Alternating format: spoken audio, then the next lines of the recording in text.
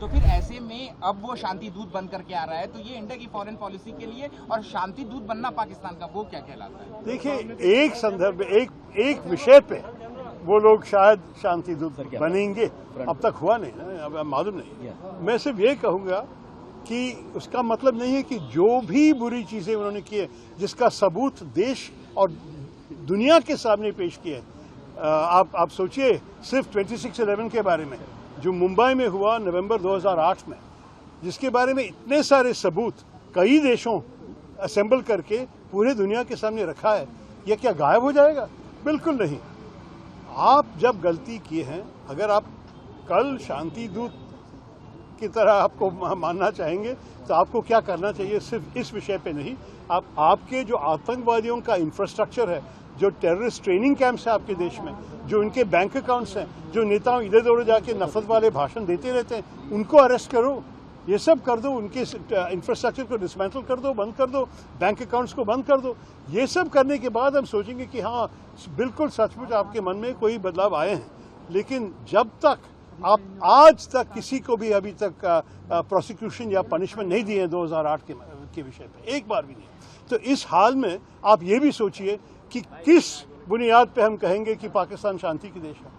अगर इस विषय पे वो लोग एक फैसिलिटेशन रोल खेले हैं, अच्छी बात है, लेकिन इसका मतलब नहीं है कि पूरा इतिहास वाइप आउट हो जाएगा, भूल जाएगा।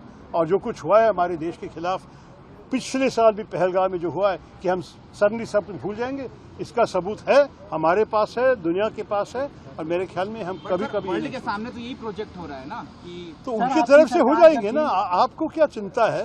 हमारी जो कैपेबिलिटीज है, आप इसको अंडर एस्टिमेट। यूपीए के दौरान में आप लोगों ने आपकी डिप्लोमेसी से पाकिस्तान को आइसोलेट किया था पूरी दुनिया में।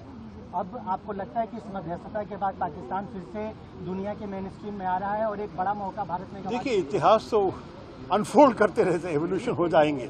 मैं सिर्फ आपको ये कह रहा, मैं आखिरी प्रश्न मुझे जाना पड़ेगा, मैं सिर्फ ये कहना चाहता हूँ कि हमारे देश में सब कुछ एक जीरो सम गेम देखना अच्छा नहीं है।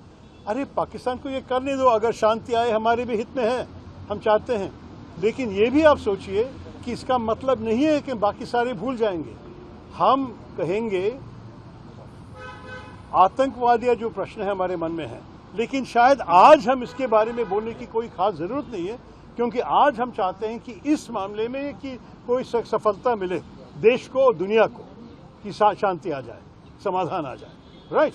तो इसके बाद जब सब कुछ हो चुका है और लोग तारीफ कर रहे हैं, उसके बाद हम सोच सकेंगे। लेकिन इस वक्त भारत को मेरे ख्याल में एक कंस्ट्रक्टिव रोल खेलना चाहिए। ये मैंने लिखा कल भी या परसों भी, मैंने ये कहा कि हमारे देश का एक बड़ी मैच्योर देश है, हमारी जो इतने साल के इतिहास है, इतने बड़ी सिविलाइजेशन है, हम छोटे मोटे मतलब छोटे मन के लोग के जैसे बात नहीं करना चाहिए। इस वक्त शांति के होने दीजिए, हमारे विषय तो बाद में आएंगे, लेकिन ये कब भूल नहीं जाएंगे हम। लेकिन आज उठाने की खास जरूरत नहीं, आज ये चलने दीजिए, पीस टॉक चलने।